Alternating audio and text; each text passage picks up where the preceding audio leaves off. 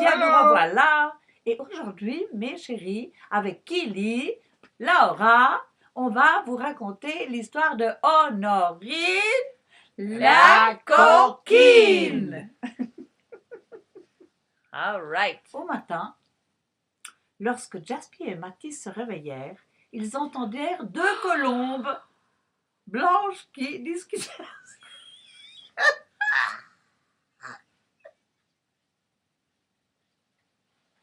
Didn't you wake up? They just said, Oh. What? oh, Oh, but you said the Matisse. you Matisse said and Matisse Jaspi. and Se réveillaient. Yeah, but They woke but up. they wake up and they saw two colombes. Oh, well, okay. All right. Okay, so Okay. you. Bonsoir mes chéris, nous revoilà avec Kili, Laura, pour vous raconter l'histoire de Honorine, la coquine. Au matin, lorsque Jasper et Mathis se réveillèrent, ils entendirent deux colombes blanches qui discutaient assises sur le fil téléphonique. Elles chuchotaient et les garçons ne savaient pas ce qu'elles se racontaient. Souvent, elles se donnaient des bisous parce qu'elles s'aimaient beaucoup. Tout à coup, elles se retournèrent vers Jasper et Mathis et prirent leur envol. Et elles les frôlèrent de si près que les garçons purent ressentir la douceur de leur plumage. Jasper et Mathis s'habillèrent, prirent un petit déjeuner et partirent à pied chercher les champignons en automne dans la forêt, où poussent sous les mélèzes des champignons. Oui, oui, même là, dans les champs près des crottins de chevaux. Ils avançaient d'un bon pas, longeant la rivière qui mène droit vers les grands pins qui abritaient des bolets, de gros champignons, de gros champignons, des gros champignons, oui, des gros champignons. Ils sentaient bon. C'est bon. Ça, c'est bon, c'est bon, C'est bon. c'est bon.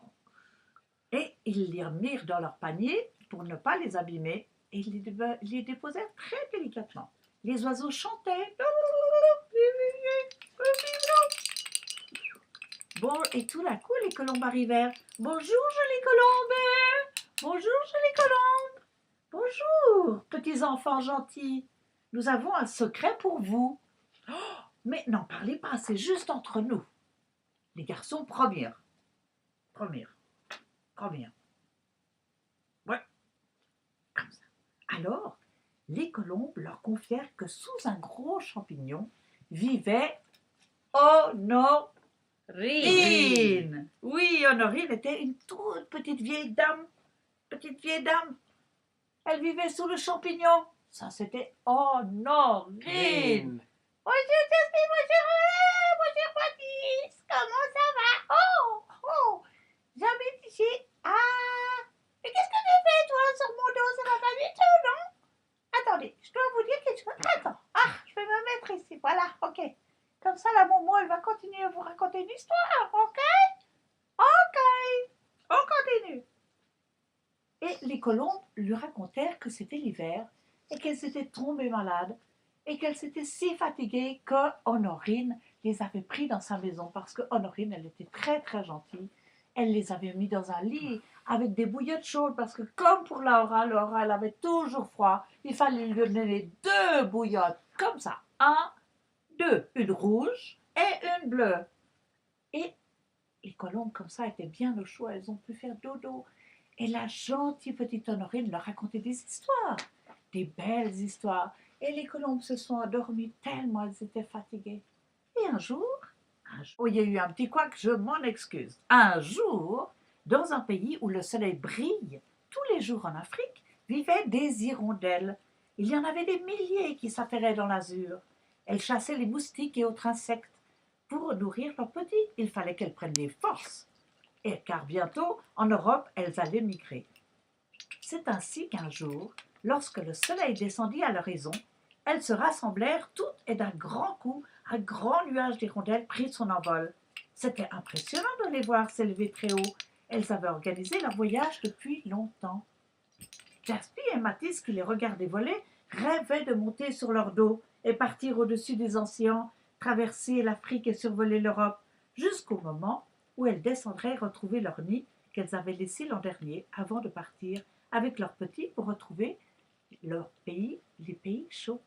Ce que je ne vous ai pas encore dit, c'est qu'au dernier moment, une très belle hirondelle se posa sur la fenêtre de Jaspy. Elle appela Jaspy, Jaspy, Jaspy. Jaspy leva la tête. D'où venait cette petite voix? Jaspy, Jaspy, c'est moi l'hirondelle. Oh, cette fois Jaspy vit la belle hirondelle aux ailes noires, qu'elle paraissait avoir des reflets bleus et ses yeux brillaient comme des étoiles. Il appelait Mathis. Mathis, Mathis, Mathis. Et Mathis arriva à toute vitesse près de l'hirondelle. Mes enfants, voulez-vous venir avec moi faire la migration? Oh oui, on veut venir avec toi. Alors il faut aller demander à votre papa et votre maman. Oui? Alors Mathis ont couru vers papa et maman. Papa, maman, est-ce qu'on peut aller voir avec la Mathis prendre la migration sur le dos des hirondelles? Oh, papa, il était d'accord, mais maman, elle était un peu triste parce que de laisser son petit Mathis et son grand Jaspy partir sur le dos des hirondelles pour un grand voyage. Enfin, gentille mamie, elle leur prépara un pique-nique, un chapeau pour mettre sur leur tête parce qu'il faisait très froid dans les montagnes et très haut dans le ciel. Il faisait très froid. Elle leur mit des lunettes de soleil. Pas de... Mais les lunettes de soleil dans le sac. Elle mit les lunettes dans le sac. Elle mit des gants pour avoir bien chaud. Et elles grimpèrent sur les hirondelles. Grimpèrent sur les hirondelles. Oh, pardon. Grimpèrent sur les hirondelles. Cette fois, Jaspy vit les hirondelles aux ailes si noires. Mes amis, allez demander à vos parents. Donc, ils ont demandé à papa et à maman. Ils ont donné des bisous à papa et à maman. Oh. Daddy, au revoir, dirent leur maman. Au revoir, maman, au revoir, daddy. Bon voyage, mes enfants, bon voyage. Les belles hirondelles les attendaient devant la porte. Ils embrassèrent tendrement leurs parents. Maman leur recommanda de bien se tenir au cou des hirondelles, de bien garder leur chapeau sur la tête. Bien garder le chapeau sur la tête, parce qu'il fait très froid dans la montagne. Bientôt, ce ne fut que 2 points noirs qui disparurent à l'horizon. Maman avait les larmes aux yeux. Oh, elle pleurait un petit peu parce qu'elle était quand même un peu triste de se séparer de Mathis et de Jaspy et de Mathis. Un jour, elles atterrirent sur une île pour se reposer. Jaspy et Mathis firent un feu. Faites un feu là. You must make a fire. Un feu. Yeah. Un feu. Faites un feu pour faire un pique-nique. Voilà. Alors ils firent un feu, il y avait des grandes flammes et toutes les hirondelles se mirent autour et ils mangèrent leur pique-nique. Et ensuite ils prirent une sieste parce qu'ils étaient fatigués. Comme ils savaient bien dormir, les hirondelles les rappela. Il faut Mais oui, Mathis et Jaspy devaient remonter sur le dos des hirondelles car ils devaient poursuivre leur voyage et passer au-dessus des horizons, passer au-dessus des villages et des océans, et tout d'un coup au-dessus du Mont Blanc où il faisait très froid, et ils avaient froid, check-it, oh là, ils avaient froid, parce que dans les montagnes très haut, il fait très froid, alors ils avaient très froid, et ils avaient tellement froid qu'ils se sont endormis sur le dos des hirondelles. Et les hirondelles volaient, elles volaient encore, et bientôt, elles arrivèrent au-dessus de la maison de Maman.